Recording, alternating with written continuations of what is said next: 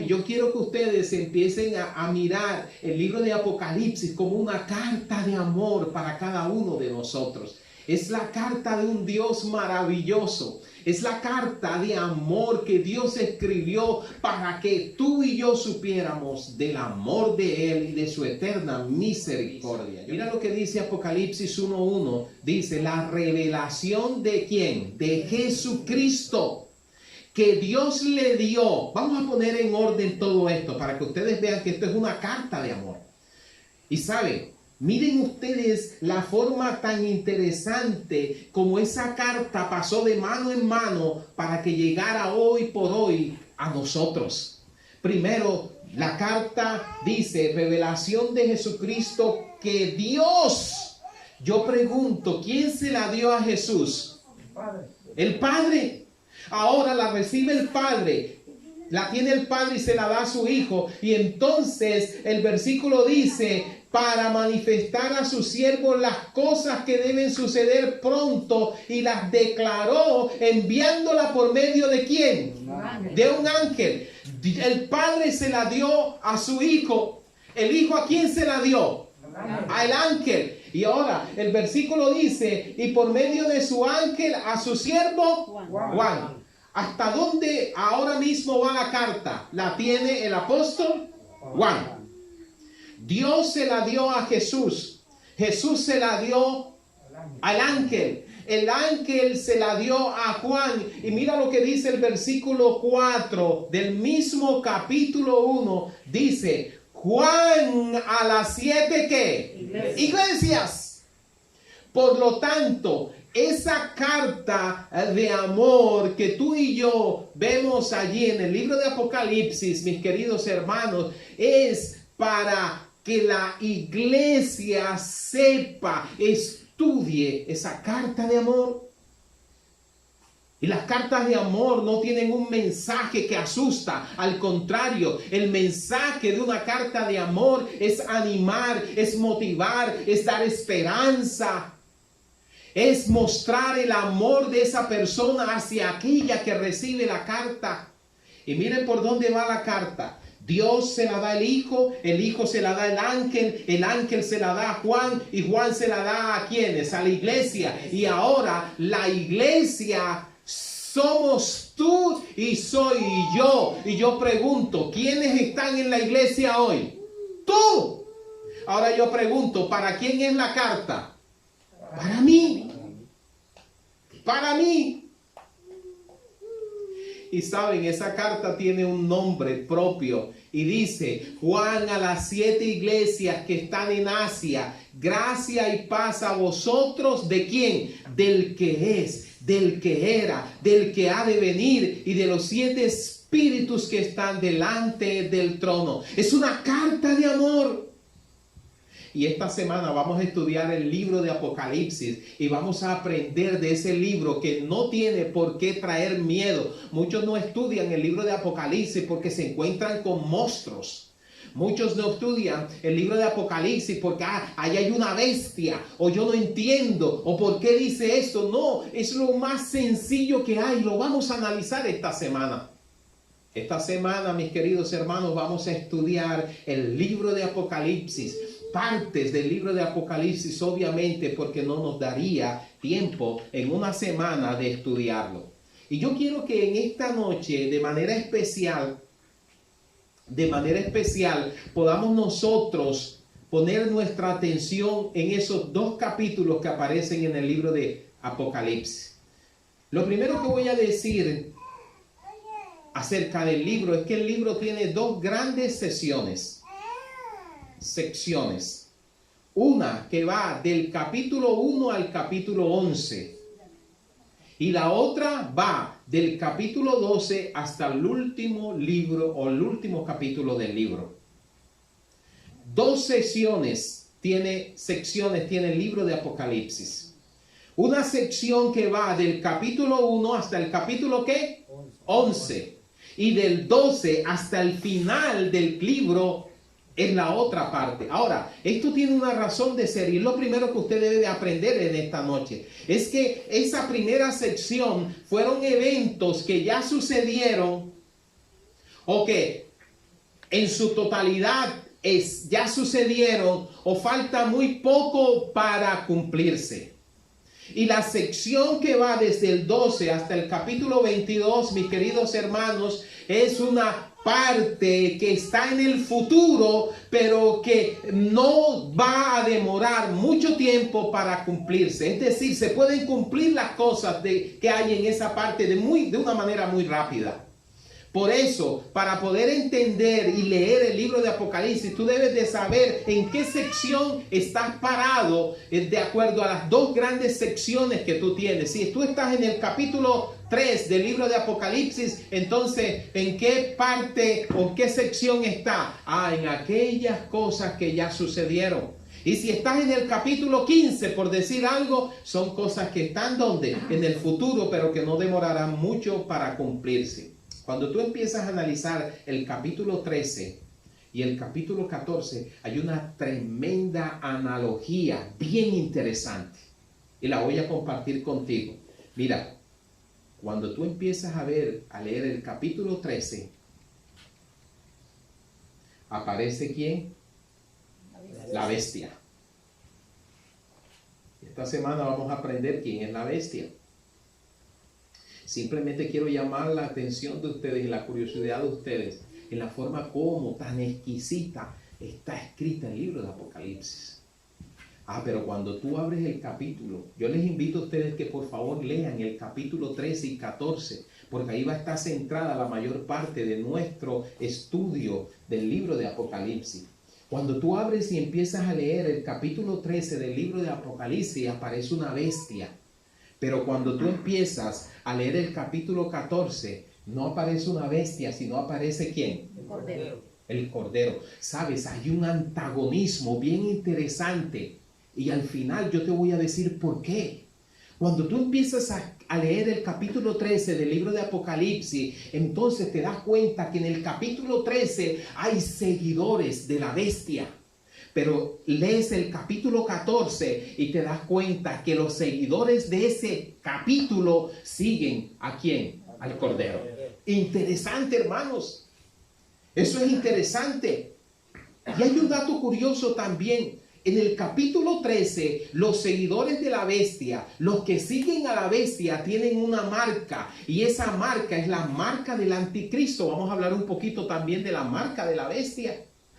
Pero los que aparecen en el capítulo 14 del libro de Apocalipsis no tienen una marca del anticristo, tienen el sello del Dios vivo. Amén. Interesante. ¿Saben, mis queridos hermanos? Eso es interesante. ¿Saben por qué? Porque parece ser que todas las características que tiene el capítulo 13 del libro de Apocalipsis son aquellas características de personas que no quieren saber nada de Dios. Personas que se han dejado engañar. Personas que su propósito no es otro, sino el propósito que Satanás ha colocado en sus corazones. Es interesante que allí se habla del número 666. Y sabes, en el capítulo 14 del libro de Apocalipsis no se habla del 666, sino que se habla de los 144,000. Y créeme, hay un dato más interesante, porque los que aparecen en el capítulo 13 del libro de Apocalipsis son aquellos que adoran al dragón y ¿a quién más? Y a la bestia. ¿Y sabes quiénes adoran? Los que aparecen en el capítulo 14. A Dios y al Cordero. Si tú tuvieras la oportunidad de estar en uno de esos dos grandes capítulos, yo te pregunto, ¿a qué capítulo te gustaría pertenecer a ti? ¿Al 14 o al 13? Aquellos que siguen a la bestia. Levánteme la mano a aquellos que les gustaría ser seguidor de la bestia. Levánteme la mano a aquellos que les gustaría tener la marca del anticristo. Yo creo que a ninguno.